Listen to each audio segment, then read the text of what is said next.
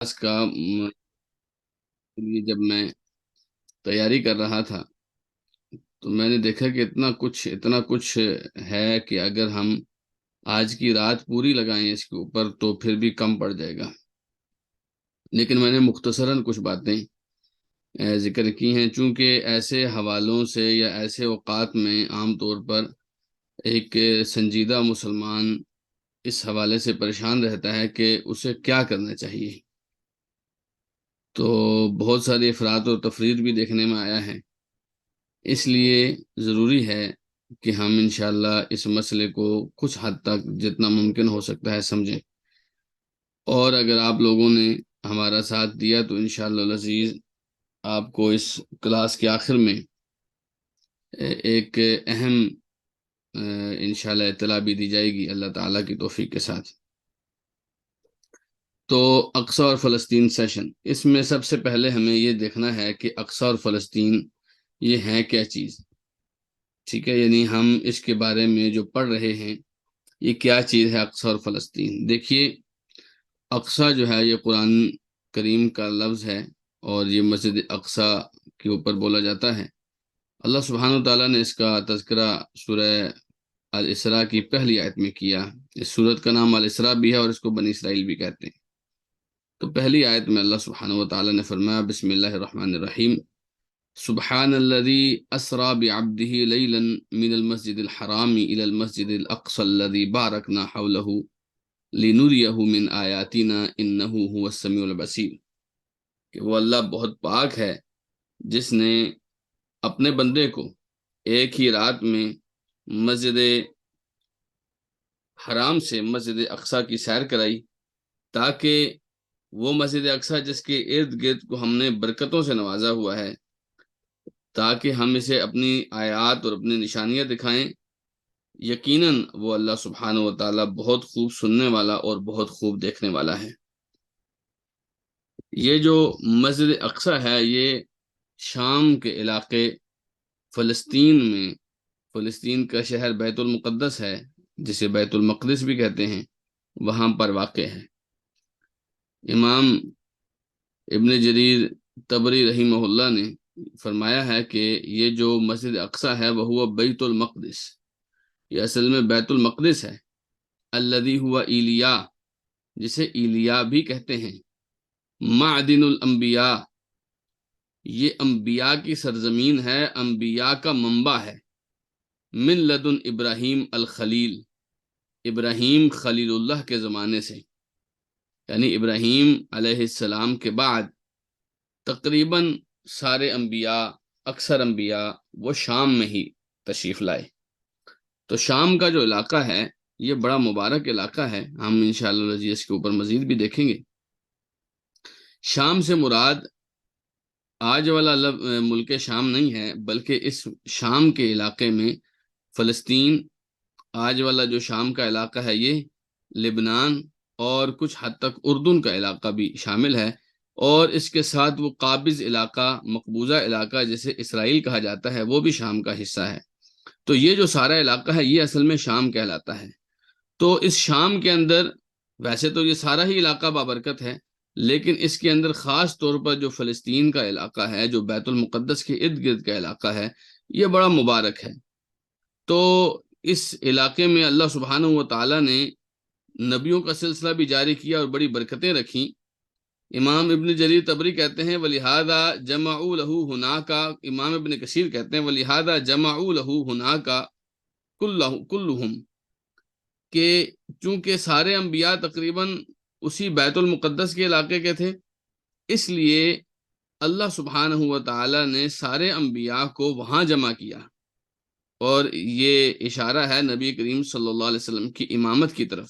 جب آپ نے نبیوں کی امامت کرائی تھی تو سارے نبیوں کو اللہ تعالیٰ نے وہاں جمع کیا، فَأَمَّهُمْ فِي مَحَلَّتِهِمْ وَدَارِهِمْ، اور نبی کریم صلی اللہ علیہ وسلم نے ان کے محلے میں، یعنی ان نبیوں کے علاقے میں، ان کے محلے میں ان کی امامت کرائی۔ فَدَلَّ عَلَىٰ أَنَّهُ هُوَ الْإِمَامُ الْأَعْظَمُ، تو اس سے پتہ چلتا ہے کہ میرے اور آپ کے پیارے آقا محمد رسول اللہ صلی اللہ علیہ وسلم ہی امام اعظم ہیں، والرئیس المقدم، اور سب سے آگے رہنے والے سردار ہیں، صلوات اللہ وسلامہ علیہ وعلیہم اجمعین۔ اللہ سبحانہ و تعالیٰ کی طرف سے درود و سلام ہو آپ صلی اللہ علیہ وسلم کے اوپر بھی اور آپ کے مقتدیوں کے اوپر بھی، تمام کے تمام انبیاء علیہم السلام کے اوپر بھی۔ اچھا، اس آیت میں پتہ چلتا ہے کہ اللہ سبحانہ و تعالیٰ کو یہ مسجد کتنی مقدس ہے، اور اس امت کا مسجد اقصیٰ کے ساتھ کتنا گہرا تعلق ہے کہ نبی کریم صلی اللہ علیہ وسلم کو باوجود اس کے کہ مسجد اقصیٰ میں تسلط مسلمانوں کا نہیں تھا، مسجد اقصیٰ مسلمانوں سے بہت دور تھی، حتیٰ کہ مکہ بھی مسلمانوں کے تسلط میں نہیں تھا، اس کے باوجود اللہ سبحانہ و تعالیٰ نے پیارے پیغمبر صلی اللہ علیہ وسلم کو مسجد حرام سے مسجد اقصیٰ کی سیر کرائی اور وہاں پر امامت کی توفیق دی۔ تو اس کا مطلب ہے کہ مسجد اقصیٰ میں انشاءاللہ العزیز امامت محمد رسول اللہ صلی اللہ علیہ وسلم کی امت کی ہے، ٹھیک ہے۔ اور پھر اللہ تعالیٰ نے فرمایا کہ یہ مسجد ایسی ہے کہ اس کے ارد گرد کو بھی ہم نے برکتوں سے نوازا ہوا ہے۔ تو یہ بڑی اور بھی آیتیں ہیں، آپ ذرا دیکھیے، اللہ سبحانہ و تعالیٰ نے سورۃ الانبیاء اسی سورت کے 71 نمبر آیت میں فرمایا وَنَجَّيْنَاهُ وَلُوطًا إِلَى الْأَرْضِ الَّتِي بَارَكْنَا فِيهَا لِلْعَالَمِينَ، ہم نے لوط علیہ السلام، ہم نے ابراہیم علیہ السلام اور ان کے ساتھ لوط علیہ السلام کو اس زمین کی طرف نجات دی جس زمین کے اندر ہم نے برکتیں رکھی ہیں، اور سارے جہانوں کے لیے برکتیں رکھی ہیں، سارے جہانوں کے لیے مسجد اقصیٰ بیت المقدس کے اندر اللہ سبحانہ و تعالیٰ نے برکتیں رکھی۔ امام ابن جریر طبری فرماتے ہیں تمام اہل علم اس بات پر متفق ہیں، ان کے اندر کوئی اختلاف نہیں ہے کہ یہ جو بابرکت زمین ہے اس سے مراد، اور یہ جو ہجرت والی جس طرف ابراہیم علیہ السلام نے عراق چھوڑ کر ہجرت کی تھی، یہ ارض شام کی زمین ہے، یعنی کہ بیت المقدس کی زمین ہے۔ اسی طریقے سے اللہ سبحانہ و تعالیٰ نے موسیٰ علیہ السلام کے بارے میں فرمایا کہ موسیٰ علیہ السلام نے اپنی قوم کو فرمایا تھا کہ یا قوم ادخلوا الارض المقدسۃ التي كتب اللہ لکم ولا ترتدوا على ادبارکم فتنقلبوا خاسرین، کہ اے میری قوم کے لوگوں، اس مقدس زمین کے اندر داخل ہو جاؤ جو اللہ تعالیٰ نے تمہارے لیے مقرر کی ہے، اور اپنی ایڑیوں کے بال تم نے پھرنا نہیں ہے، وگرنہ تم خسارہ پانے والے لوگوں میں شامل ہو جاؤ گے۔ امام ابن جریر طبری فرماتے ہیں کہ یہ جو مقدس زمین ہے یہ فرات سے لے کر عریش مصر تک ہے، یعنی ویسے تو اس میں بہت سارا علاقہ، اس میں کئی اقوال ہیں کہ یہ فلسطین کا علاقہ ہے، کوئی کہتا نہیں اریحہ کا علاقہ ہے، کوئی کہتا نہیں بیت المقدس کا علاقہ ہے۔ تو امام ابن جریر طبری کہتے ہیں کہ جس نے بھی جو بات بھی کہی ہے کہ یہ اتنی مقدس زمین کون سی ہے، بہرحال اس سے ایک بات پتہ چلتی ہے کہ یہ مقدس زمین جو ہے یہ شام کی زمین ہے، جس کا آغاز دریائے فرات سے ہوتا ہے، اور اس کا جو دوسرا کونا ہے وہ عریش مصر یعنی تخت مصر ہے۔ تو یہ زمین جو ہے اللہ سبحانہ تعالیٰ نے اس کو بابرکت بھی قرار دیا، اس کو امامت نبوی صلی اللہ علیہ وسلم اور مسرہ رسول بھی قرار دیا، اور اس زمین کو اللہ سبحانہ تعالیٰ نے مقدس یعنی پاکیزہ ترین زمین بھی قرار دیا، اس فلسطین کی زمین کو۔ پھر اس حوالے سے اور بھی بڑی آیتیں ہیں، مثلا دیکھیے سورہ مائدہ کی آیت نمبر 21 میں اللہ سبحانہ و تعالیٰ نے فرمایا وَأَوْرَثْنَا الْقَوْمَ الَّذِينَ كَانُوا يُسْتَضْعَفُونَ مَشَارِقَ الْأَرْضِ وَمَغَارِبَهَا الَّتِي بَارَكْنَا فِيهَا، کہ ہم نے وارث اس قوم کو بنایا جنہیں کمزور سمجھا جاتا تھا، مراد بنی اسرائیل ہیں، جس زمین کو ہم نے بابرکت بنایا، انہیں اس زمین کے مشرق و مغرب کا وارث بنایا۔ اور سلیمان علیہ السلام کے بارے میں فرمایا وَلِسُلَيْمَانَ الرِّيحَ عَاصِفَةً تَجْرِي بِأَمْرِهِ إِلَى الْأَرْضِ الَّتِي بَارَكْنَا فِيهَا، سلیمان علیہ السلام کو اللہ سبحانہ و تعالیٰ نے ہوا دی، اور ہوا اتنی تیزی کے ساتھ چلتی تھی، اور چلتی کس طرف تھی؟ اس زمین کی طرف چلتی تھی جس کو ہم نے مبارک بنایا ہے، بابرکت بنایا ہے۔ تو سلیمان علیہ السلام اور داؤد علیہ السلام جو تھے یہ اپنے علاقے سے بابرکت زمین یعنی کہ القدس کی طرف جایا کرتے تھے، اور اس کے لیے اللہ سبحانہ و تعالیٰ نے اپنے نبیوں کو خاص طور پر جو اہتمام کیا ہے، ان کو خاص طور پر جو صلاحیت دی ہے کہ ہوا کو ان کے لیے مسخر کیا، اور وہ ہوا بہت تیزی کے ساتھ بیت المقدس لے کر جاتی تھی۔ ان آیتوں کو اگر آپ دیکھیں، جیسے موسیٰ علیہ السلام فرما رہے ہیں کہ داخل ہو جاؤ، اللہ تعالیٰ فرما رہے ہیں ہم نے وارث بنایا، سلیمان علیہ السلام کے لیے اللہ تعالیٰ نے ہوا کو مسخر کیا کہ میرے اس بندے کو تم نے بیت المقدس لے کے جانا ہے اور بڑی تیزی کے ساتھ لے کے جانا ہے۔ اس سے پتہ چلتا ہے کہ بیت المقدس میں اہل ایمان کا جانا، وہاں ان کا داخلہ، وہاں ان کا سفر، وہ کتنا مبارک ہے۔ بلکہ اسی وجہ سے تو رسول اللہ صلی اللہ علیہ وسلم کی ایک حدیث ہے، آپ نے فرمایا کہ کبھی بھی نیکی کی نیت سے، عبادت کی نیت سے کسی مقام کی طرف آپ نہیں جا سکتے، کسی مقام پر بھی۔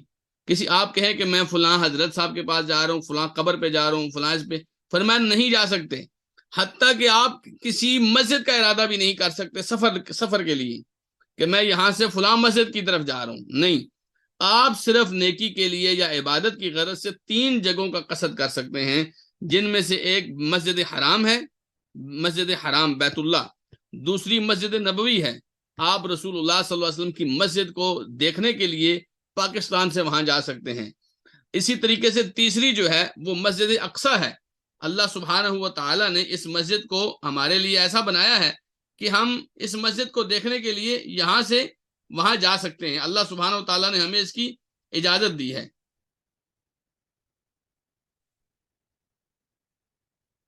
اچھا، اس کے ساتھ ساتھ ہم دوبارہ آپ کے ساتھ سکرین شیئر کرتے ہیں۔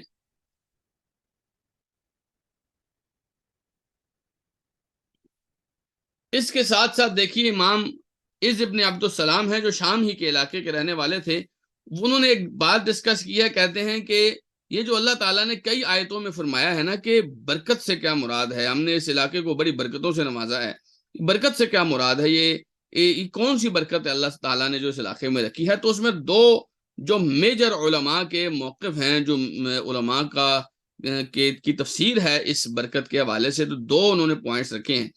ایک یہ رکھا ہے کہ برکت سے مراد یہ ہے کہ اللہ تعالیٰ نے انبیاء اور رسولوں کو جو پے در پے بھیجا، بار بار بھیجا اور اوپر نیچے بھیجا، ایک ایک وقت میں کئی رسولوں کو بھیجا، یہ کبھی کسی سرزمین کے ساتھ ایسا نہیں ہوا، کبھی ایسا نہیں، بلکہ آپ کو بہت ساری سرزمینیں ایسی ملیں گی جہاں آپ کو قرآن اور حدیث کے دلائل نہیں بتا رہے، جو ہے بالکل متعین کر کے کہ وہاں فلاں رسول آئے تھے، لیکن اس علاقے میں تو بے شمار اللہ تعالیٰ کے رسول آئے، بلکہ جیسے امام ابن کثیر نے فرمایا کہ معدن الانبیاء، یہ سورس آف انبیاء تھا یہ علاقہ، یعنی انبیاء پیدا کرتا تھا یہ علاقہ، اتنا مبارک یہ علاقہ تھا۔ تو یہ برکت جو تھی، نبیوں اور رسولوں کا وجود جو تھا، یہ برکت تھی، اور یہ بہت بڑی برکت ہوتی ہے۔ یقین جانیے کہ اس برکت سے بڑھ کر دنیا کی اور کوئی برکت نہیں ہے کہ کسی قوم میں یا کسی علاقے میں اللہ تعالیٰ کے رسول موجود ہوں، حتیٰ کہ اگر زندہ رسول نہ بھی ہوں تو رسولوں کی وفات کے بعد وہاں دفنائے جائیں، یہ بھی بڑی بابرکت چیز ہے۔ بلکہ موسیٰ علیہ السلام کی جب موت آنے لگی تو موسیٰ علیہ السلام نے اپنے اللہ سے ایک درخواست کی کہ میرے اللہ، تو مجھے اس مقدس زمین کے قریب لے جا کر جو ہے مجھے موت دینا۔ اور بلکہ یوسف علیہ السلام جو کہ مصر میں فوت ہوئے تھے، ایک حدیث میں آتا ہے کہ یوسف علیہ السلام نے کہا تھا کہ میری لاش کو یا میری ہڈیوں کو تم نے بیت المقدس کے قریب دفن کرنا ہے، تو موسیٰ علیہ السلام نے اپنے ساتھ یوسف علیہ السلام کی ہڈیاں بھی لیں، ان کی جو جسد مبارک تھا وہ بھی لیا، اور جا کے بیت المقدس کے قریب دفنایا اس کو۔ تو یہ اتنی بابرکت چیز ہے، انبیاء کا وجود وہاں پر بہت بابرکت چیز ہے۔ دوسری چیز جو برکت ہے اس سے مراد ہے وہاں کا جو رزق ہے، اور جو ثمار ہیں، پھل ہیں، کھیتیاں ہیں، یہ اللہ سبحانہ و تعالیٰ نے بڑی مبارک بنائی ہیں وہاں پر۔ تو وہاں پر دونوں طرح کی دنیاوی برکت بھی ہے اور روحانی برکتیں بھی اللہ سبحانہ و تعالیٰ نے اس علاقے میں رکھی ہوئی ہیں۔ یہ تو تھی آیتوں کے حوالے سے، کچھ حدیثیں بھی ہیں اس حوالے سے جو میں آپ کے ساتھ شیئر کرنا چاہتا ہوں کہ شام کا علاقہ یا فلسطین کا علاقہ کتنا مبارک ہے۔ دیکھیے حدیث مسند احمد کی، حضرت زید بن ثابت رضی اللہ تعالی عنہ بیان کرتے ہیں، بینما نحن عند رسول اللہ صلی اللہ علیہ وسلم یوما حین قال طوبى للشام طوبى للشام۔ حضرت زید بن ثابت کہتے ہیں ہم ایک مرتبہ رسول اللہ صلی اللہ علیہ وسلم کے پاس تھے، بلکہ اس حدیث کے جو دوسرے الفاظ ہیں اس میں آتا ہے کہ ہم رسول اللہ کے پاس قرآن لکھ رہے تھے، اچانک رسول اللہ صلی اللہ علیہ وسلم فرمانے لگے طوبى للشام طوبى للشام، شام کے لیے خوشخبری ہے، شام کے لیے خوشخبری ہے۔ قلت ما بال الشام، زید بن ثابت کہتے ہیں میں نے عرض کیا یا رسول اللہ یہ شام والا کیا معاملہ ہے؟ آپ نے فرمایا الملائکۃ باسطوا اجنحتها علی الشام، فرشتے اپنے پروں کو شام کے اوپر پھیلائے ہوئے ہیں، یعنی شام کے علاقے پر فرشتوں نے اپنے پر پھیلائے ہوئے ہیں، یعنی شام کے پورے علاقے کو فرشتوں نے اپنے پروں میں ڈھانپا ہوا ہے۔ فرمایا یہ شام کے لیے بڑی خوشخبری ہے۔ تو جیسے میں نے عرض کیا کہ فلسطین، شام، اردن اور لبنان کا جو علاقہ ہے یہ اصل میں شام ہی کا علاقہ ہے۔ اسی طرح اچھا، شام کے علاقے میں یہ بھی میں آپ کو یہاں پر بات کلیئر کر دوں، یہ نہ ہو کہ آپ سوچیں کہ شام کی حدیث بیان کی ہے۔ شام کے علاقے میں جتنی فضیلت ہے وہ اس بیت المقدس ہی کی وجہ سے ہے۔ اصل جو فضیلت کا منبع ہے وہ بیت المقدس ہے، اگرچہ بیت المقدس کی وجہ سے شام کے پورے علاقے کو اللہ تعالیٰ نے مبارک بنایا ہے۔ یہ بات یاد رکھیے۔ عن عبداللہ ابن حوالہ ان رسول اللہ صلی اللہ علیہ وسلم قال سیکون جند بالشام وجند بالیمن۔ حضرت عبداللہ ابن حوالہ کہتے ہیں کہ رسول اللہ صلی اللہ علیہ وسلم نے فرمایا کہ ایک وقت آئے گا کہ ایک لشکر شام میں ہوگا، ایک لشکر یمن میں ہوگا، اور ایک اور حدیث میں اسی طرح کی حدیث آپ نے فرمایا وجند بالعراق، اور ایک لشکر عراق میں ہوگا۔ تین لشکر، تین مسلمانوں کے بڑے جو پوائنٹس ہوں گے، مسلمانوں کے بڑے جو جنگی میدان ہوں گے وہ تین ہوں گے۔ فقال رجل فخر لی یا رسول اللہ اذا کان ذلک۔ ایک آدمی نے رسول اللہ صلی اللہ علیہ وسلم سے عرض کیا، اے اللہ کے رسول، جب یہ تین الگ الگ لشکر ہوں گے تو آپ میرے لیے کو منتخب کیجئے، میں کہاں جاؤں، ان تینوں میں سے میں انتخاب کیا کروں؟ فقال رسول اللہ صلی اللہ علیہ وسلم علیک بالشام، علیک بالشام، علیک بالشام۔ آپ نے فرمایا تم نے شام میں رہنا ہے، شام کو پکڑ کے رکھنا ہے، شام کو پکڑ کے رکھنا ہے۔ تین مرتبہ آپ نے یہ بات فرمائی۔ فمن ابا فلیلحق بیمنہ، جو شام کو پکڑ نہیں پا رہا یا جو شام کو نہیں لازم پکڑ رہا وہ یمن کے ساتھ مل جائے۔ وَلْيَسْقِ مِنْ غُدَرِهِ، اور اپنے چشمے سے، اپنے دریا سے، اپنے حوض سے خود بھی پانی پیے اور لوگوں کو بھی پلائے۔ فَإِنَّ اللَّهَ قَدْ تَكَفَّلَ لِي بِالشَّامِ وَأَهْلِهِ، کیونکہ اللہ تعالیٰ نے میرے لیے شام اور اہل شام کی ذمہ داری لی ہے، کفالت لی ہے۔ اللہ تعالیٰ نے شام کے حوالے سے اپنی ذمہ لے لیا ہے کہ شام والوں کی حفاظت میں خود کروں گا۔ اس لیے اگر آپ کے لیے ممکن ہو تو شام والے لشکر میں شامل رہنا، اگر شام والے لشکر میں نہ جا سکے، کسی وجہ سے نہ جا سکے، فرمایا پھر یمن والے لشکر کو پکڑ کے رکھنا۔ یہ قیامت کے قریب کا وقت ہے، تو اس زمانے میں جب یہ جنگیں ہوں گی، بڑی بڑی جنگیں ہوں گی، اس میں آپ کو اور مجھے شام کے ساتھ رہنے کا رسول اللہ صلی اللہ علیہ وسلم نے حکم دیا ہے، نصیحت فرمائی ہے کہ تم نے شام والوں کے ساتھ رہنا ہے۔ اور آپ دیکھیے کہ جو فلسطین کا علاقہ ہے وہ ساری دنیا کے مسلمانوں کی محبت کو اور ان کی ہمدردی کو اپنے ساتھ سمیٹے ہوئے ہیں۔ یہ رسول اللہ صلی اللہ علیہ وسلم کی حدیثوں کا ایک نور ہے۔ اسی طریقے سے ایک اور حدیث دیکھیے، عن سلمۃ ابن نفیل الکندی، سلمہ ابن نفیل الکندی کہتے ہیں کنت جالسا عند رسول اللہ صلی اللہ علیہ وسلم، ایک مرتبہ میں رسول اللہ صلی اللہ علیہ وسلم کے پاس بیٹھا تھا۔ فقال رجل یا رسول اللہ اذال الناس الخیل ووضع السلاح، ایک آدمی آیا اور کہنے لگا اے اللہ کے رسول، لوگوں نے اپنے گھوڑے باندھ دیے ہیں، اپنے اپنے استبل میں لے گئے ہیں، ووضع السلاح، اور اپنے ہتھیار لوگوں نے اتار دیے ہیں، یعنی وہ جو انہوں نے تیر تلوار لٹکائے ہوئے تھے، جنگی لباس پہنا ہوا تھا، وہ اتار دیا ہے۔ وقالوا لا جہاد قد وضعت الحرب اوزارها، اور کہنے لگے اب جہاد نہیں ہوگا، اب جنگ نے اپنا اسلحہ رکھ دیا ہے، یعنی اب جنگ ختم ہو چکی، اب ہماری کسی سے لڑائی نہیں ہوگی۔ فاقبل رسول اللہ صلی اللہ علیہ وسلم بوجہہ، رسول اللہ صلی اللہ علیہ وسلم نے اپنے چہرے سے اس کو دیکھا، اس کی طرف اپنا چہرہ پھیرا۔ وقال کذب الآن، آپ نے فرمایا اب تو یہ جھوٹ بولتے ہیں، غلط کہتے ہیں۔ الآن جاء القتال، جنگ تو ابھی شروع ہوئی ہے، قتال تو ابھی شروع ہوا ہے۔ ولا يزال من امتی امت یقاتلون علی الحق، اور یہ جو کہہ رہے ہیں نا کہ جنگ ختم ہو گئی، جہاد ختم ہو گیا، فرمایا میری امت میں ایک امت ایسی، ایک گروہ ایسا ہوگا جو ہمیشہ حق پر لڑتا رہے گا۔ وَيَزِيغُ اللَّهُ لَهُمْ قُلُوبُ أَقْوَامٍ، ان کے لیے اللہ تعالیٰ کئی قوموں کے دل ٹیڑے کرے گا۔ وَيَرْزُقُهُمْ مِنْهُمْ حَتَّى تَقُومَ السَّاعَةُ، اور وہاں سے اللہ ان کو رزق دے گا جب تک قیامت قائم نہیں ہو جاتی۔ یعنی کئی لوگ ایسے ہوں گے جو بار بار میری امت کے اس گروہ سے لڑتے رہیں گے، اور اللہ تعالیٰ اس گروہ کو شکست دے کر ان لوگوں کو شکست دے کر میری امت کے اس گروہ کو وہاں سے رزق دیتا رہے گا، اور یہ سلسلہ قیامت تک جاری رہے گا۔ وَحَتَّى يَأْتِيَ وَعْدُ اللَّهِ، اور جب تک اللہ کا وعدہ نہیں آ جاتا تب تک یہ سلسلہ جاری رہے گا۔ پھر آپ نے فرمایا وَالْخَيْلُ مَعْقُودٌ فِي نَوَاسِيهَا الْخَيْرُ إِلَى يَوْمِ الْقِيَامَةِ، اور یہ جو گھوڑے ہیں ان کے ماتھے پہ اللہ تعالیٰ نے قیامت تک خیر باندھ دی ہے، خیر ان کے ماتھے پر قیامت تک اللہ تعالیٰ نے باندھ دی ہے۔ وَهُوَ يُوحَى إِلَيَّ أَنِّي مَقْبُوضٌ غَيْرُ مُلْبِثٍ، مجھے وحی کی گئی ہے کہ میں جلدی چلا جاؤں گا، اب زیادہ دیر تمہارے بیچ میں نہیں رہوں گا۔ وَأَنْتُمْ تَتَّبِعُونِ أَفْنَادًا، اور تم میرے بعد فرقوں میں، لڑائیوں میں، اختلافات میں پڑ جاؤ گے۔ يَضْرِبُ بَعْضُكُمْ رِقَابَ بَعْضٍ، تم ایک دوسرے سے لڑنے لگ جاؤ گے اور ایک دوسرے کی گردنیں اتارو گے۔ وہاں آپ صلی اللہ علیہ وسلم نے جو بات ارشاد فرمائی وَعُقْرُ دَارِ الْمُؤْمِنِينَ الشام، اس وقت مسلمانوں کی جو پناہ گاہ ہوگی وہ شام ہوگا، یعنی مسلمانوں کا جو بیس کیمپ ہوگا وہ شام ہوگا۔ جب مسلمان آپس میں، دیکھیے سیاسی طور پر ہم نے اپنے اپنے بارڈرز بنائے ہوئے ہیں، فرقوں کی تو آپ بات ہی نہ کریں نا، آپ کو یہاں پر ہول سیل کے اوپر آپ کو فرقے ملیں گے۔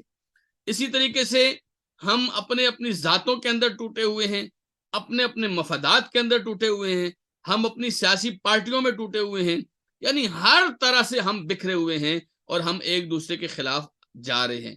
لیکن آج بھی اگر کسی وقت کسی وجہ سے ہم سب کا دل ایک طرف کھینچا جاتا ہے تو میں سمجھتا ہوں فلسطین اور بیت اللہ الحرام سے زیادہ کوئی اور چیز ایسی نہیں ہے، بلکہ بیت اللہ الحرام اور اس کی حکومت کے حوالے سے بھی لوگ شکوک و شبہات کا شکار رہتے ہیں، لیکن فلسطین کے حوالے سے آج بھی جتنے لوگ ہیں، چاہے وہ اچھے ہیں یا برے ہیں، کسی فرقے سے، کسی مسلک سے، کسی سیاسی پارٹی سے تعلق رکھتے ہیں، ان کا دل کھینچا چلا جاتا ہے فلسطین کی طرف۔ تو یہ رسول اللہ صلی اللہ علیہ وسلم کے معجزات میں سے ایک معجزہ ہے کہ آپ نے اتنی مبارک حدیث بیان کی ہے۔ تو یہ ایک گروہ ہمیشہ ایسا رہے گا جو لڑتا رہے گا۔ بلکہ اس حوالے سے ایک اور حدیث حضرت معاویہ کی سنی۔ عمیر ابن ہانی کہتے ہیں کہ حضرت معاویہ نے ایک دن فرمایا سمعت النبی صلی اللہ علیہ وسلم، میں نے نبی کریم صلی اللہ علیہ وسلم سے سنا، یقول، آپ فرما رہے تھے، لا یزال من امتی امت قائمت بامر اللہ، میری امت میں ایک گروہ ایسا رہے گا، ہمیشہ ایسا رہے گا، جو اللہ کا حکم لے کر کھڑا رہے گا، جو اللہ کے حکم کے ساتھ کھڑا رہے گا، اللہ کی شریعت، اللہ کے دین، جہاد فی سبیل اللہ، اس کے ساتھ کھڑا رہے گا۔ ولا لا یضرهم من خذلهم، کوئی انہیں چھوڑ کر چلا جائے انہیں نقصان نہیں دے گا۔ اللہ اکبر، اللہ اکبر۔ یہ حدیث پوری سنیے، میں اس کے اوپر آپ کو کچھ بتانا چاہتا ہوں۔ لا یضرهم من خذلهم ولا من خالفهم، کوئی انہیں تنہا چھوڑ دے گا، انہیں کسی طرح کا نقصان نہیں پہنچا سکے گا۔ ولا من خالفهم، کوئی ان کی مخالفت کرے گا، ان کو نقصان نہیں پہنچا سکے گا۔ حتی یأتیہم امر اللہ وہم علی ذالک، اور ایک وقت آئے گا کہ اللہ کا حکم آ جائے گا، وہ اسی طرح رہیں گے، حق پر قائم رہیں گے۔ قال عمیر، جو راوی ہے نا عمیر ابن ہانی، کہتے ہیں فقال مالک ابن یخامر، مالک ابن یخامر ایک صحابی ہیں، وہ کہتے ہیں قال معاذ، حضرت معاذ نے اس حدیث کی تشریح میں فرمایا وہم بالشام، یہ جو لوگ ہیں جو ہمیشہ حق پر کھڑے رہیں گے، یہ شام کے لوگ ہیں، یہ شام کے لوگ ہیں۔ آپ لوگوں کو آواز آ رہی میری؟ بعض لوگ کہہ رہے ہیں آواز نہیں آ رہی ہے۔ آواز آ رہی ہے آپ کو میری؟ جی بارک اللہ فیکم۔ تو مالک ابن یخامر کہتے ہیں کہ حضرت معاذ نے فرمایا یہ شام کے لوگ ہیں۔ حضرت معاویہ نے مالک ابن یخامر کی یہ بات آگے ممبر پر دوسروں کو بتائی کہ دیکھو یہ کہتا ہے کہ حضرت معاذ نے اس حدیث کی تشریح میں فرمایا تھا یہ شام کے لوگ ہیں۔ اب تھوڑی دیر کے لیے ذرا سوچئے، ان کو بہت ڈرایا گیا، فلسطین کے لوگوں کو دھمکایا گیا، بہت زور لگایا گیا ان کے اوپر، بہت زیادہ ان کے اوپر سختیاں کی گئیں، سزائیں دی گئیں، مطلب کہیں بھی ایسا نہیں ہوا کہ گلیوں میں لاشیں پڑی ہوتی ہیں، بچے بچے کھڑے ہوتے ہیں جو اپنے حق کے لیے، اسلام کے لیے، دین کے لیے لڑتے ہیں، لیکن فلسطینی لوگ لڑتے ہیں جی۔ اور آگے اور بھی حدیثیں میں آپ کو بتاؤں گا، رسول اللہ صلی اللہ علیہ وسلم نے فرمایا حتی یقاتل آخرهم الدجال، ایک وقت آئے گا کہ ان کا آخری حصہ دجال سے بھی لڑے گا، یہ لوگ دجال کے آنے تک نہیں رکیں گے۔ اور یہاں ایک اور اہم بات، لا یضرهم من خذلهم، انہیں تنہا چھوڑ کے کوئی الگ بھی ہو جاتا ہے ان کو نقصان نہیں پہنچائے گا۔ سبحان اللہ۔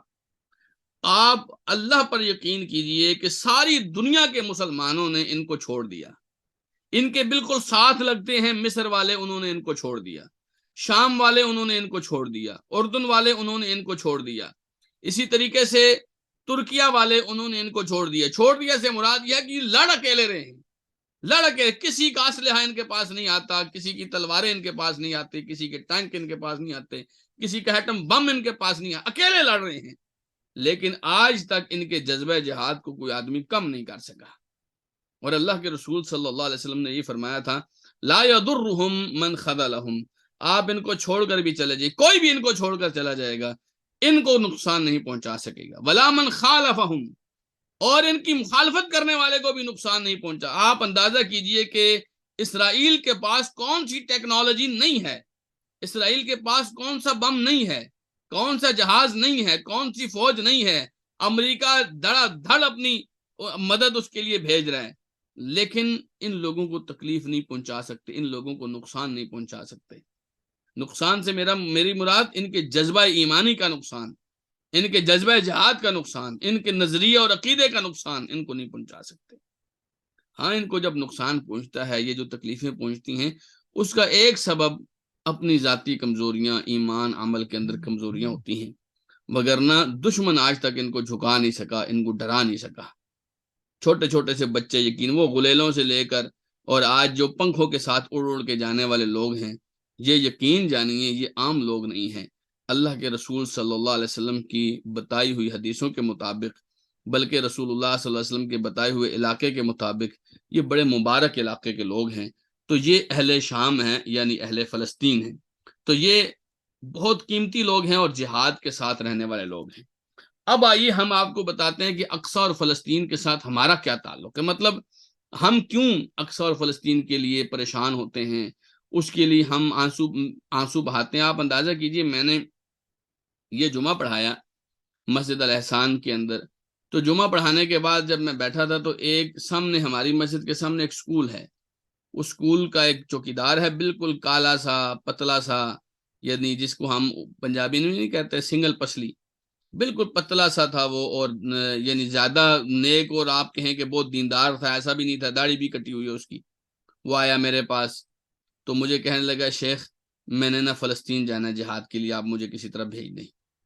میں نے کہا بھائی جائیں گے تو دونوں، لیکن ابھی جانے کا کوئی سین نہیں بنتا۔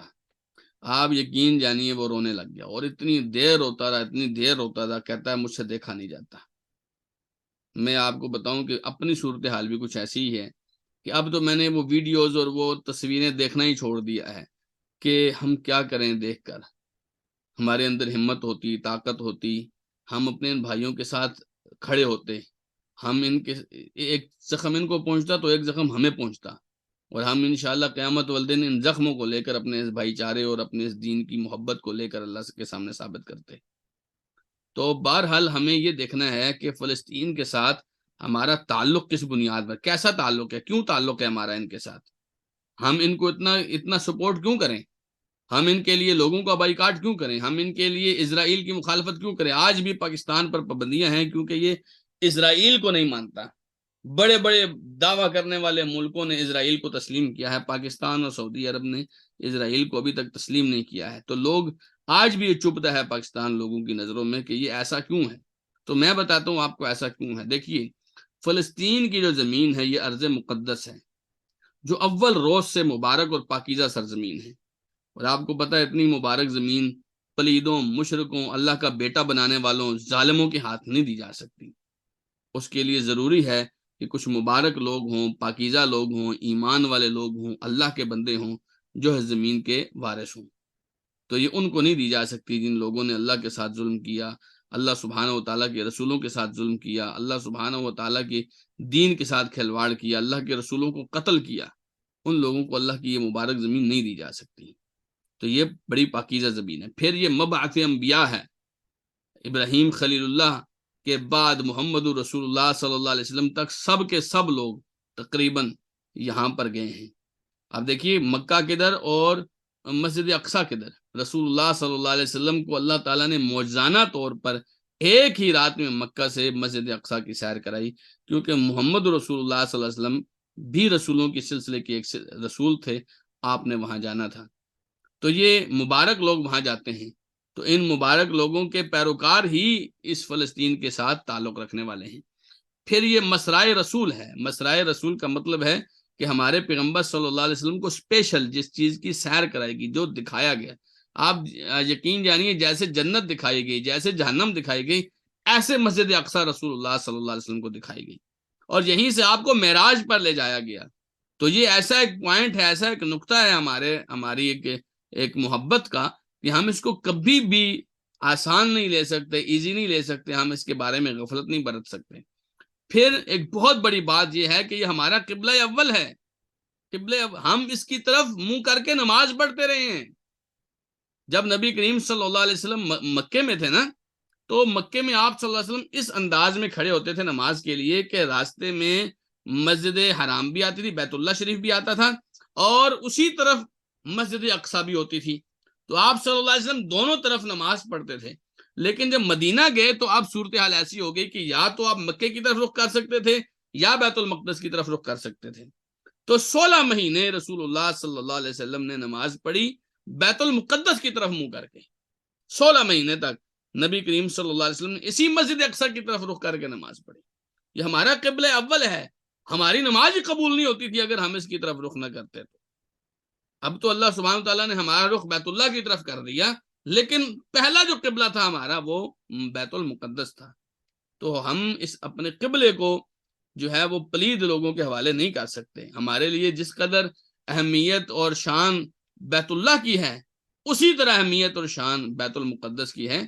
ہم بیت المقدس کے بھی وارث ہیں. پھر ایک وجہ یہ بھی ہے کہ یہ مسجد اقصیٰ ہے. نبی کریم صلی اللہ علیہ وسلم نے، جیسے میں نے حدیث پہلے بھی بیان کی، آپ صلی اللہ علیہ وسلم نے صرف 3 مسجدوں کی طرف سفر کرنے کی اجازت دی ہے، کہ اگر آپ تم کسی علاقے میں جانے چاہتے ہو نیکی کی غرض سے، علاقے کو دیکھیے، آپ دعوت کے لیے کہیں بھی جا سکتے ہیں، آپ بزنس کے لیے کہیں بھی جا سکتے ہیں، آپ کا کوئی بھی اور مقصد، آپ صرف زیارت کرنا چاہتے ہیں تو صرف 3 جگہوں کی زیارت کے لیے سفر کر سکتے ہیں. ایک مسجد حرام، ایک مسجد نبوی، اور ایک بیت المقدس. تو بیت المقدس کی ہمیں اسپیشل آفر دی گئی ہے، ہمیں اسپیشل ترغیب دی گئی ہے کہ آپ نے وہاں جانے کے لیے اگر آپ کو اسپیشل سفر کرنا پڑتا ہے، ویزا لینا پڑتا ہے، جد و جہد کرنی پڑتی ہے، تو آپ کر سکتے ہیں، اس میں کوئی حرج کی بات نہیں. پھر یہ زمین جو ہے، آپ کو ایک اور پوائنٹ کی بات بتاؤں، یہ زمین ارض محشر ہے. یعنی یہاں پر قیامت کے دن ساری دنیا کے لوگ اکٹھے ہوں گے. اور میں آپ کو ایک اور اہم بات بتاؤں کہ اس زمین کے بارے میں اللہ سبحانہ و تعالیٰ نے فرمایا وَجَاءَ رَبُّكَ وَالْمَلَكُ صَفًّا صَفًّا، کہ اس دن تیرا رب اور فرشتے صف در صف آئیں گے. صف در صف تیرا رب اور فرشتے آئیں گے. یعنی رب کریم، اس کے پیچھے فرشتے صف در صف ہوں گے. کہاں آئیں گے؟ ارض محشر میں آئیں گے، جہاں سارے لوگ جمع ہوں گے. اور آپ کو پتہ ہے شام کا جو علاقہ ہے، شام کی جو سرزمین ہے، یہ ارض محشر ہے. یہاں قیامت والدن رب کریم بھی جلوہ افروز ہوگا، اور یہ اتنی آسانی سے تو ہم ان گندے لوگوں کے حوالے نہیں کر سکتے. پھر ایک اس کی وجہ یہ بھی ہے کہ یہ جو زمین ہے ہم نے خون کے بدلے میں لی ہے. صلاح الدین ایوبی علیہ الرحمہ کے زمانے میں بہت خون بہا تھا مسلمانوں کا. اور ایک روایت میں تو آتا ہے جب پہلی مرتبہ عیسائیوں نے مسلمانوں سے چھینا تھا تو یہ مقدس زمین انہوں نے گھٹنوں تک مسلمانوں کے خون سے رنگ دی تھی. یعنی اگر آپ نے جانا تھا تو نالیاں ایسے بھری ہوئی تھیں کہ آپ کا گھٹنا بیچ میں ڈوب جائے گا مسلمانوں کے خون کی وجہ سے. تو یہ ایسی ہم نے نہیں لی ہے، یہ بڑی محنت کر کے، بڑی قربانیاں دے کے، بڑا خون بہا کے ہم نے یہ زمین لی. تو ہم اس کے لیے آج بھی خون بہاتے ہیں. یہ زمین اس قابل ہے کہ ہماری جانیں اگر اس کی خاطر جاتی ہیں تو کوئی بات نہیں ہے. یہ مسجد، یہ اللہ کا گھر، یہ انشاءاللہ کل قیامت کے دن ہماری جانوں کی گواہی دے گا. پھر نبی کریم صلی اللہ علیہ وسلم نے جیسے فرمایا کہ ایک گروہ ہمیشہ اس مقدس زمین میں رہے گا، تو انشاءاللہ ہم اس گروہ کو ڈوبنے نہیں دیں گے، اس کو ختم نہیں ہونے دیں گے. ہماری محبتیں، ہماری مددیں ہماری نصرت، ہماری دعائیں، ہمارا جو کچھ ہے اپنے ان بھائیوں کے ساتھ انشاءاللہ العزیز وابستہ ہے۔ تو اب آپ کو سمجھ آئی ہوگی کہ ہمارا اس ارض فلسطین کے ساتھ کیا تعلق ہے، ہم یہاں پر اس کے بارے میں اتنے فکر مند کیوں ہیں، وہ ہزاروں میل دور ہیں ہم سے، پھر ہم اتنے پریشان کیوں ہیں؟ تو ہم پریشان ہیں بھی، اور ہم اپنی نسلوں کو انشاءاللہ فلسطین کی، مسجد اقصی کی، انشاءاللہ بیت المقدس کی محبت اپنے بچوں کو بھی دیں گے انشاءاللہ۔ اب میں آپ کے سامنے ایک چھوٹی سی تاریخی حوالہ دوں گا انشاءاللہ کہ یہ اس کا اصل میں سینیریو ہے کیا، کہ یہ چل کیا رہا ہے معاملہ جو آج کل فلسطین کا اتنا ہائی لائٹ ہوا ہے، اس کی بیس کیا ہے۔ تو سب سے پہلے تو یہ بات سمجھیے کہ سرزمین فلسطین، اس کو فلسطین بھی کہتے ہیں، اس کو یروشلم بھی کہتے ہیں، اس کو ایلیا بھی کہتے ہیں۔ یروشلم اور ایلیا جو ہے یہ اس کا بائبلی نام ہے، یعنی کہ تورات اور انجیل میں یہ نام موجود ہیں، یروشلم اور ایلیا۔ مسلمانوں کے ہاں اس کو بیت المقدس کہا جاتا ہے، یا القدس کہا جاتا ہے، یا مسجد اقصی کہا جاتا ہے، اور اب اس کا نام فلسطین بھی ہے۔ یہ تینوں آسمانی یہ جو علاقہ ہے یہ تینوں آسمانی مذاہب، جس میں یہودیت، نصرانیت اور اسلام شامل ہیں، تینوں مذاہب کی روایات، ان کی تاریخ، ان کے مقدس مقامات اس کے ساتھ جڑے ہوئے ہیں، اس لیے تینوں کے لیے اہم ہے۔ پہلے مسلمانوں نے عیسائیوں سے لیا، پہلے عیسائیوں کے پاس تھا، پھر مسلمانوں نے حضرت عمر کے زمانے میں لیا، اور جب مسلمانوں نے لیا تو کوئی خون نہیں بہایا گیا۔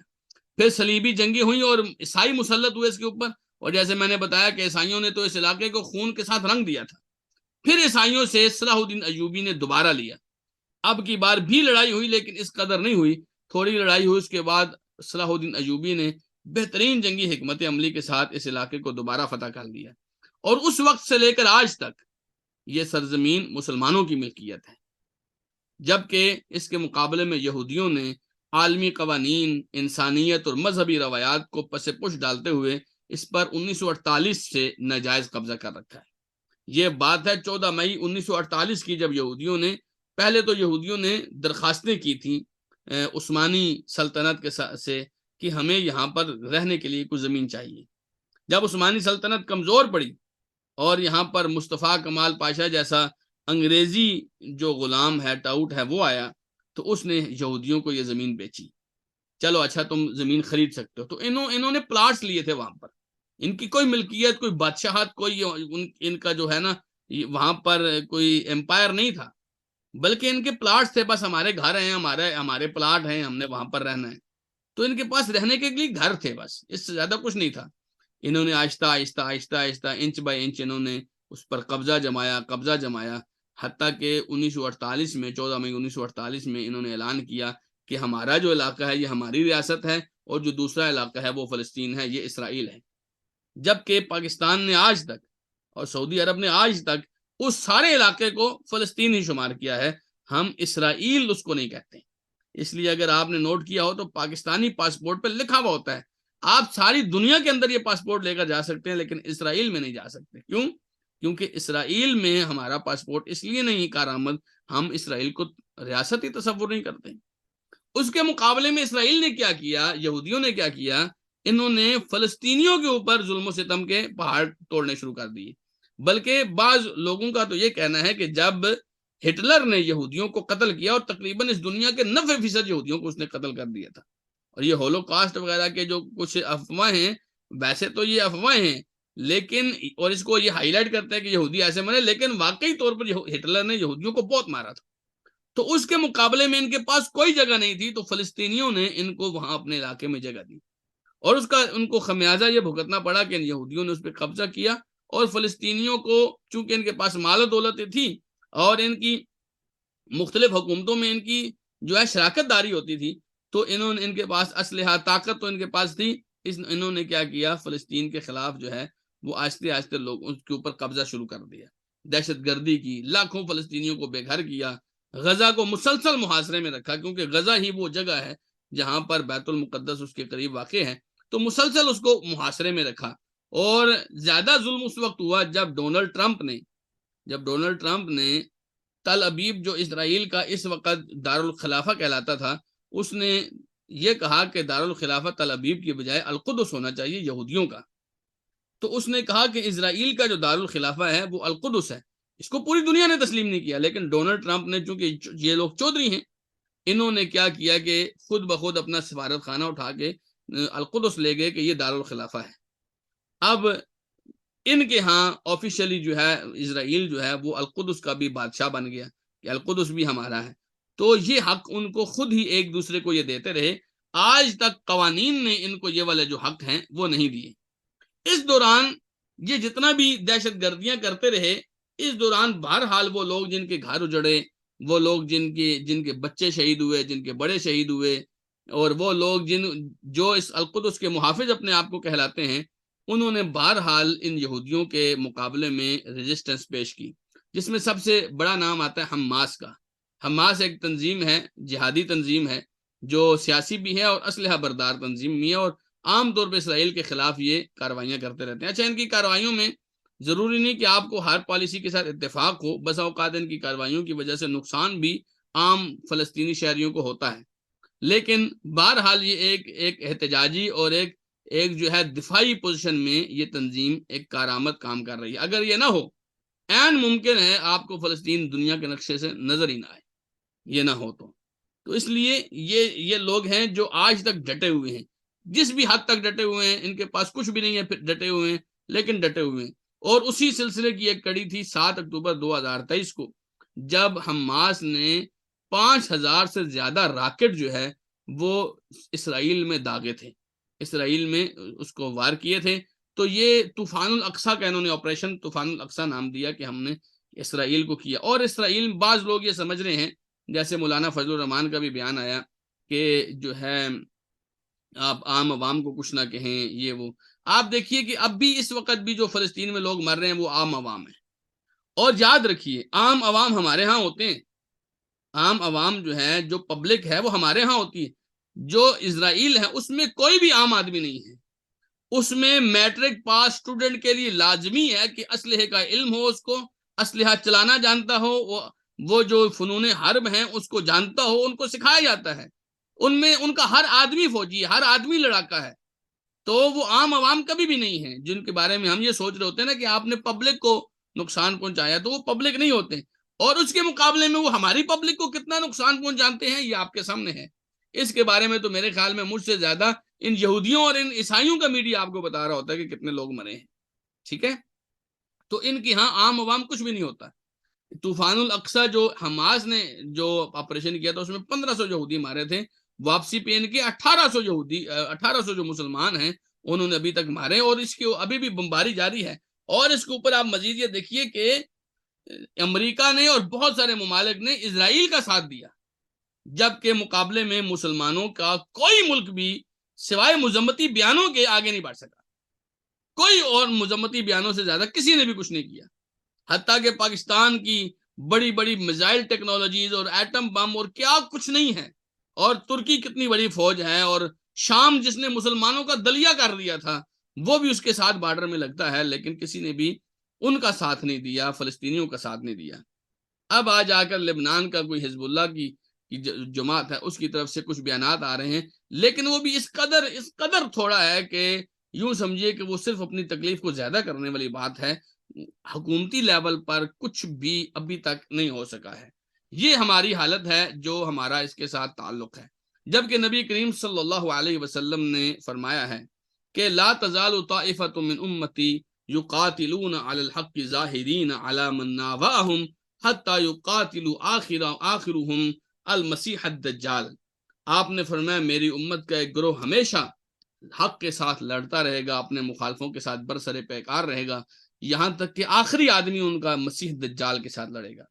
اور آپ کو میں یہ بھی بتاؤں، نبی کریم صلی اللہ علیہ وسلم نے مسیح دجال کے مرنے کی بھی خبر دی ہے، اور اس کی جگہ بھی بتائی ہے، لد کے مقام پر وہ مرے گا.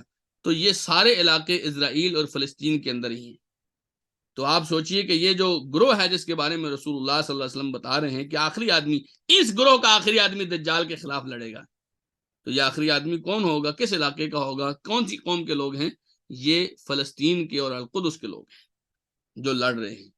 اس میں اگر کوئی ہماری طرف سے چلا جائے تو اس کا اپنا حصہ ہے، وگرنہ اصل لڑنے والے لوگ جو ہیں وہ یہ ہیں، اور ان کی جنگ جاری ہے اور دجال کے آنے تک جاری رہے گی۔ وہ لوگ اپنے دجال کا انتظار کر رہے ہیں کہ ہمارا دجال آئے گا، ہم لوگ اپنے اللہ کی مدد و نصرت کا انتظار کر رہے ہیں کہ ہمارے اللہ کی مدد و نصرت آئے گی، اور انشاءاللہ آئے گی، انشاءاللہ آئے گی۔ اللہ تعالیٰ نے فرمایا وَلَا تَهِنُوا وَلَا تَحْزَنُوا وَأَنْتُمُ الْأَعْلَوْنَ إِن كُنتُم مُؤْمِنِينَ، تم نے گھبرانا نہیں ہے، تم نے کمزور نہیں پڑنا، تم نے پریشان نہیں ہونا، تم غالب آ کر رہو گے اگر تم مومن ہوئے تو یہ بات آپ نے یاد رکھنی ہے۔ اسی طریقے سے ہماری امت کی جو صورتحال ہے اس کے بارے میں رسول اللہ صلی اللہ علیہ وسلم نے پہلے بھی بتایا تھا۔ ایسا نہیں کہ ہم جس پوزیشن سے گزر رہے ہیں اس کے بارے میں شاید کسی نے ہمیں گائیڈ نہیں کیا، نہیں، ایسا نہیں ہے۔ آپ حدیث دیکھیے ذرا، عن ثوبان رضی اللہ تعالی عنہ قال قال رسول اللہ صلی اللہ علیہ وسلم یوشک الامم ان تداعى علیکم کما تداعى الاکلۃ الی قصعتها، قریب ہے کہ امتیں تمہارے برخلاف ایسے ٹوٹ پڑیں جیسے بھوکے لوگ اپنے کھانے کے برتن کی طرف ٹوٹ پڑتے ہیں۔ فقال قائل ومن قلۃ نحن یومئذ، ایک آدمی نے رسول اللہ صلی اللہ علیہ وسلم سے پوچھا اللہ کے رسول اس دن ہم اتنے کم ہوں گے کہ لوگ ہمارے اوپر ٹوٹ پڑیں گے؟ آپ نے فرمایا بل انتم یومئذ کثیر، کم نہیں ہوگے تم، اس وقت تو تمہاری تعداد بہت زیادہ ہوگی، ولکنکم غثاء کا غثاء اس سے، لیکن تم جھاڑ پھوس تنکے ہوگے جیسے سیلاب کے اوپر بہنے والے تنکے ہوتے ہیں۔ وَلَيَنزِعَنَّ اللَّهُ مِن صُدُورِ عَدُوِّكُمُ الْمَهَابَةَ مِنكُمْ، اللہ تعالیٰ تمہارے دشمن کے دلوں سے تمہاری ہیبت نکال دے گا۔ کوئی نہیں ڈرتا پاکستان کے پاس ایٹم بم ہے، کوئی نہیں ڈرتا ترکی کی کتنی بڑی فوج ہے، کوئی نہیں ڈرتا یہ وہ لوگ ہیں جو خالد ابن ولید کے وارث ہیں، کوئی نہیں ڈرتا یہ عمر ابن خطاب کے جاننے والے ماننے والے ہیں، ان کے دلوں سے ہمارا رعب نکل گیا ہے۔ وَلَيَقْذِفَنَّ اللَّهُ فِي قُلُوبِهِمُ الْوَهْنَ، اللہ تعالیٰ تمہارے دلوں میں، ان کے دلوں میں وہن ڈال دے گا۔ ایک آدمی نے پوچھا ومل وہن، یہ وہن کیا ہوتا ہے؟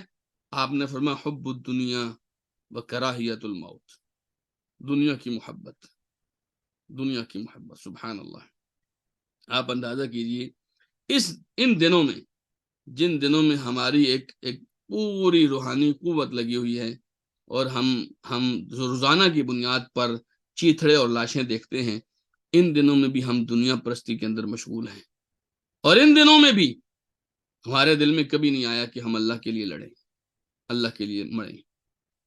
یقین جانیے یہ وہن ہے، اور ہماری یہ امت اس وہن کی بیماری میں مبتلا ہے، اور جب تک یہ بیماری رہے گی کامیابی کی بات آپ نہ سوچیں۔ اور ایسا بھی نہیں کہ ہم کمزور ہیں تو ہم بیٹھ جائیں۔ آپ اپنے رسول کی سنت کو بھی تو دیکھیے، آپ کے رسول کیا تھے؟ نبی کریم صلی اللہ علیہ وسلم نے ایک اور حدیث میں فرمایا، ذلت کا ایک اور سبب بھی آپ پہلے سنیے۔ نبی کریم صلی اللہ علیہ وسلم نے فرمایا اذا تبایعتم بالعینہ، عینہ جو ہے نا ایک قسم کا بزنس ہے، ایک کاروبار کا ایک نام ہے، تو آپ نے فرمایا جب تم یہ عینہ قسم کے کاروبار شروع کر دو گے، وَأَخَذْتُمْ أَذْنَابَ الْبَقَرِ، اور تم بیلوں کی دمیں تھام لو گے، وَرَضِيتُمْ بِالزَّرْعِ، اور کھیتی باڑی پر تم خوش رہو گے، وَتَرَكْتُمُ الْجِهَادِ، اور جہاد تم چھوڑ دو گے، سلط اللہ علیکم ذلًا، سلط اللہ علیکم ذلًا، اللہ تعالیٰ تمہارے اوپر ذلت مسلط کر دے گا، لا ینزعہ، پھر اس ذلت کو تم سے ہٹائے گا بھی نہیں، حتی ترجعوا الی دینکم، جب تک تم اپنے دین کی طرف واپس نہیں آ جاتے۔ اس حدیث پہ تھوڑا سا غور کیجیے، مسلمانوں نے چھوڑا کیا؟ مسلمانوں نے جہاد فی سبیل اللہ چھوڑا، اور اللہ کے رسول فرما رہے ہیں جب تک تم اپنے دین کی طرف واپس نہیں آ جاتے۔ مراد کیا ہے؟ جب تم حرام کاروبار چھوڑ کر اور دنیا کی محبت چھوڑ کر جہاد کو گلے نہیں لگاتے، تم سے اللہ تعالیٰ ذلت کو نہیں ہٹائے گا۔ اور اگر میں اور آپ اپنے معاشرے کا جائزہ لیں تو ہم اسی بد کرداری کے اندر پڑے ہوئے ہیں جس کی وجہ سے ہمارے اوپر ذلت مسلط ہے۔ یہ رسول اللہ صلی اللہ علیہ وسلم کی حدیث ہے۔ تو جب تک ہم اپنی اس دنیا کی محبت اور موت کی نفرت سے نہیں نکلیں گے، ہم صحابہ اکرام کی طرح یا اللہ کے رسول صلی اللہ علیہ وسلم کی طرح جب تک ہم دوبارہ اپنے اللہ کے پاس جو کچھ ہے اس کو ترجیح نہیں دیں گے، ہم اپنے مفادات کی بجائے آخرت کے مفادات کو ترجیح نہیں دیں گے، یہ ذلت سے ہم نہیں نکل سکتے۔ نبی کریم صلی اللہ علیہ وسلم کو دیکھیے، آپ صلی اللہ علیہ وسلم جو تھے اور بہادری کا مظاہرہ کیا کرتے تھے۔ مثلاً یہ حدیث مسند احمد کی ہے، اور یہ نبی علیہ الصلوۃ والسلام کو زمانے کی ہے جب آپ صلی اللہ علیہ وسلم مکے میں ہوتے تھے۔ آپ صلی اللہ علیہ وسلم کے بارے میں حضرت عبداللہ بن عمر بن عاص کہتے ہیں کہ فَبَيْنَمَا هُمْ كَذَلِكَ إِذْ طَلَعَ عَلَيْهِمْ رسول اللہ صلی اللہ علیہ وسلم۔ ایک مرتبہ مکے کے مشرک مسجد حرام میں بیٹھے ہوئے تھے، بیت اللہ میں بیٹھے ہوئے تھے کہ نبی کریم صلی اللہ علیہ وسلم تشریف لائے۔ فَأَقْبَلَ يَمْشِي حَتَّى اسْتَلَمَ الرُّكْنَ، آپ صلی اللہ علیہ وسلم آئے اور رکن یمانی کو آپ نے استلام کیا۔ ثُمَّ مَرَّ بِهِمْ طَائِفًا بِالْبَيْتِ، اور آپ صلی اللہ علیہ وسلم بیت اللہ کا طواف کرنے لگ گئے۔ فلما ان مر بهم غمزوه ببعض ما يقول، جب آپ ان مشرکوں کے پاس سے گزرے تو انہوں نے آپ صلی اللہ علیہ وسلم کے بارے میں مختلف جو ہے وہ طعنہ زنی کی۔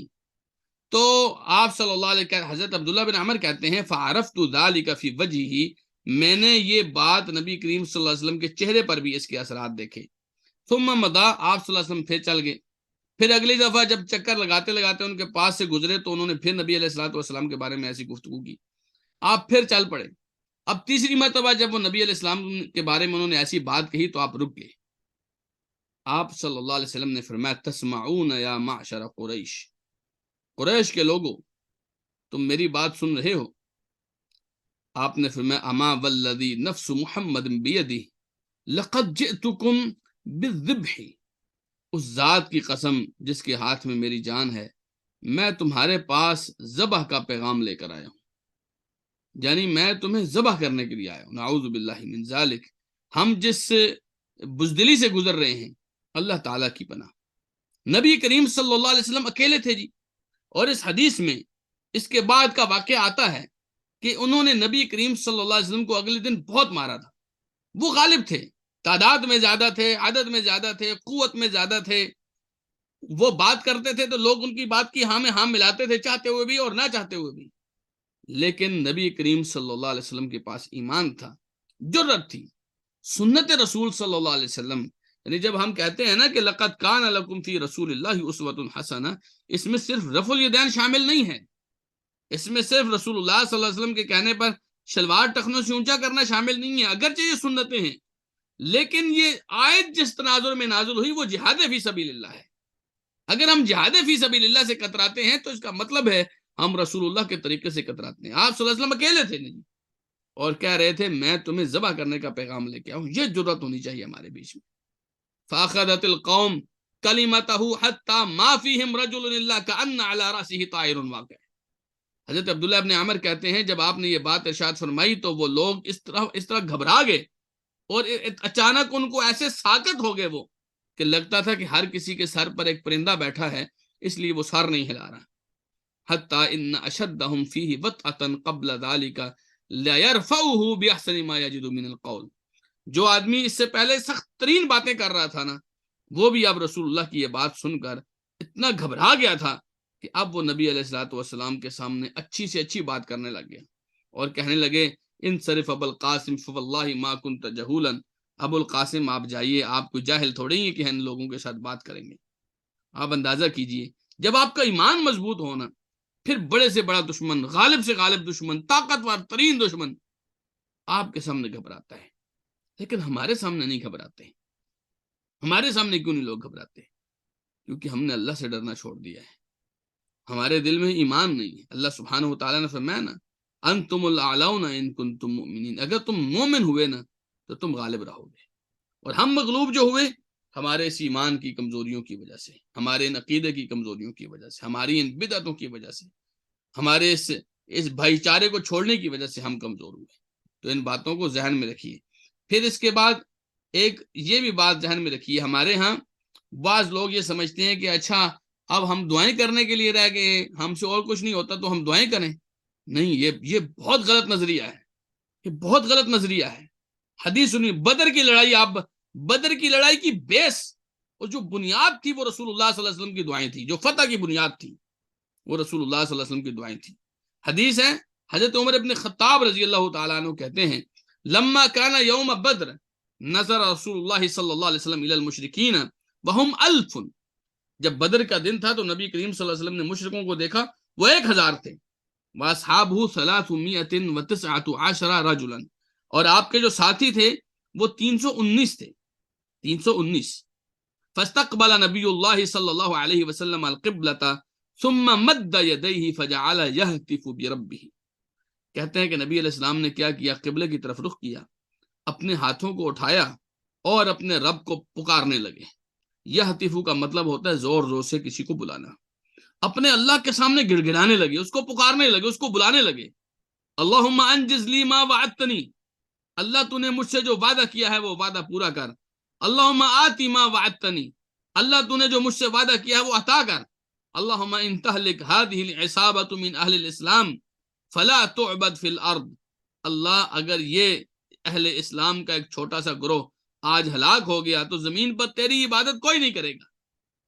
فما زال یہتف بربہ مادا یدیہ مستقبل القبلہ حتی سقط رداؤہ عن منکبیہ، کہتے ہیں حضرت عمر بن خطاب کہتے ہیں آپ کے کندھے کے اوپر چادر تھی، آپ اتنی گرم جوشی کے ساتھ اللہ تعالیٰ سے دعائیں کر رہے تھے کہ وہ چادر گر گئی۔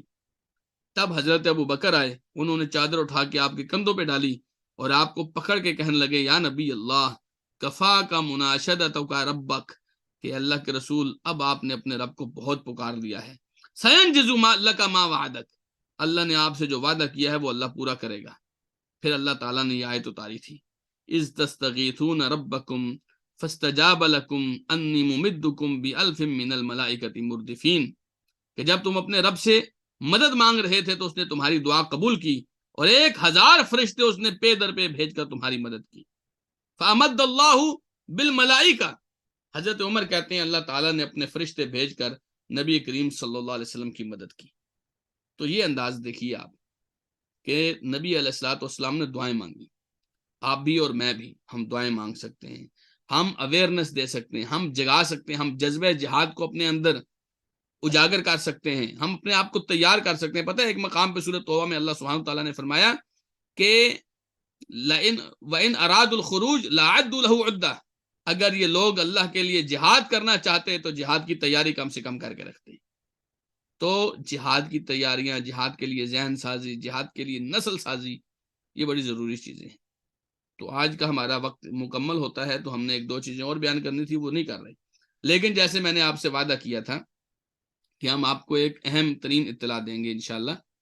تو جو سینیریو بن رہا ہے جہاد کا اور فلسطین کا اور مسجد اقصیٰ کا، اس حوالے سے میں نے ایک انتخاب کیا ہے، وہ ہے کتاب الجہاد۔ آج کل ویسے آپ کو میں بتاؤں کہ جہاد پر گفتگو کرنا وہ تقریباً جو ہے وہ بغاوت کرنے کے مترادف سمجھا جاتا ہے، لیکن نہیں۔ امام ابن عساکر الدمشقی رحمہ اللہ، یہ آپ جانتے نہیں ہیں کہ یہ امام ابن عساکر الدمشقی یہ صلاح الدین ایوبی رحمہ اللہ کے لشکر کے ایک عالم تھے، یہ صلاح الدین ایوبی کے لشکر کے ایک عالم تھے اور اس لشکر میں شامل تھے جس نے بیت المقدس کو فتح کیا تھا۔ اس دوران امام ابن عساکر الدمشقی رحمہ اللہ نے فضائل جہاد کے موضوع پر ایک کتاب لکھی، جس کی تصویر میں آپ کو دکھا رہا ہوں۔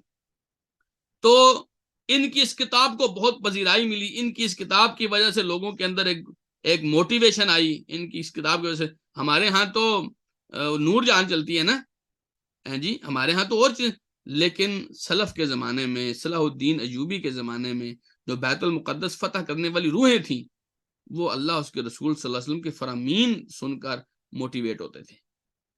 تو ہمارے ہاں تو طریقہ بدلا ہوا ہے، نغمے، نظمیں، ترانے، بس ہم سمجھتے ہیں کہ یہاں سے کچھ موٹیویشن ہے، کہ نہیں، موٹیویشن اللہ کے قرآن میں ہے۔ جب 313 اور 319 ہزار کے مقابلے میں ٹکراتے تھے، وہ ترانے سن کے نہیں ٹکراتے تھے، وہ اللہ کا قرآن سنتے تھے اور رسول اللہ صلی اللہ علیہ وسلم کی حدیثیں پڑھتے تھے اور سنتے تھے۔ جب لوگ، یقین جانیے 3000 لوگ تھے غزوہ موتا میں اور 2 لاکھ سے ٹکرائے تھے رسول اللہ صلی اللہ علیہ وسلم کے صحابہ، ایسے نہیں ٹکرائے تھے، ان کے پاس رسول اللہ کی دی ہوئی موٹیویشن تھی۔ تو یہ کتاب ہے الاربعون فی الحث علی الجہاد، جہاد کی فضیلت اور ترغیب کے اوپر 40 حدیثیں۔ تو میں سمجھتا ہوں کہ ہمارے بچوں کو اور خود ہمیں، بلکہ ان ماؤں کو جو مجاہدین بچے پیدا کرتی ہیں اور تیار کرتی ہیں، اور ان والدین کو، یہ چیزیں بہت ضروری ہیں۔ اگرچہ آج کل زبان بندی کا حکم ہے اور جہاد کے اوپر نہ بولنے کا حکم ہے، لیکن ہم انشاءاللہ العزیز اللہ اس کے رسول صلی اللہ علیہ وسلم کا پیغام پہنچاتے رہیں گے۔ تو میں یہ چاہ رہا ہوں کہ اگر آپ لوگوں کی موافقت ہو تو ہم انشاءاللہ العزیز انہی 2-4 دنوں کے اندر اندر فضائل جہاد پر مشتمل یہ کتاب، اس کی ایک کلاس شروع کریں، اور یہ کلاس انشاءاللہ 12 سے 15 لیکچرز پر مشتمل ہوگی، اور جہاد کے اوپر ایک مرتبہ آپ کو فل موٹیویٹ کرے گی، اور آپ کی ذہن سازی، دیکھیں ضروری نہیں کہ ہم جہاد کے لیے نکل پڑیں، لیکن ایک اویئرنیس، ایک پیغام، ایک دل کا جذبہ، جیسے رسول اللہ صلی اللہ علیہ وسلم نے فرمایا من لم یغزو ولم یحدث به نفسہ ثم مات علی شعبۃ من النفاق، جو آدمی مر گیا اور اس کے دل میں اس نے غزوہ نہ کیا، اس نے جہاد نہ کیا، اور نہ ہی اس کے دل میں اس جہاد کا کوئی جذبہ تھا، اور وہ مر گیا، تو فرمایا یہ منافقت کے ایک شعبے پر مرے گا۔ تو ہم انشاءاللہ منافقت کے شعبے پر مرنا نہیں چاہتے، تو انشاءاللہ العزیز ہم بہت جلد 2-3-4 دنوں کے اندر اندر تیاری کر کے اس کتاب کی انشاءاللہ ہم کلاس شروع کرنے لگے ہیں۔ آپ سے میری کیا درخواست ہے؟ کچھ بھی مزید نہیں، کچھ بھی نہیں، آپ سے میری درخواست ہے، ہم جب آپ کو یہ اشتہار یا یہ کتاب یا یہ چیزیں دیں، آپ آگے لوگوں تک پہنچائیں۔ میں سمجھتا ہوں، میں چاہتا ہوں، اور یہ آپ کے تعاون کے ساتھ، اللہ کی توفیق کے ساتھ ہے، کہ ہم جب یہ کتاب پڑھیں تو ہمارے ساتھ کم سے کم 500 لوگ ہوں، 500-400 لوگ ہوں، جو جن کو ہم یہ کتاب پڑھوائیں انشاءاللہ، اور ہم اس کی فیس بھی بہت مناسب رکھیں گے انشاءاللہ العزیز، تاکہ زیادہ سے زیادہ لوگوں تک ہم یہ پہنچا سکیں انشاءاللہ۔ بارک اللہ فیکم، اسی پر ہم اکتفا کرتے ہیں۔ جزاکم اللہ خیرا، وآخر دعوانا ان الحمد للہ رب العالمین۔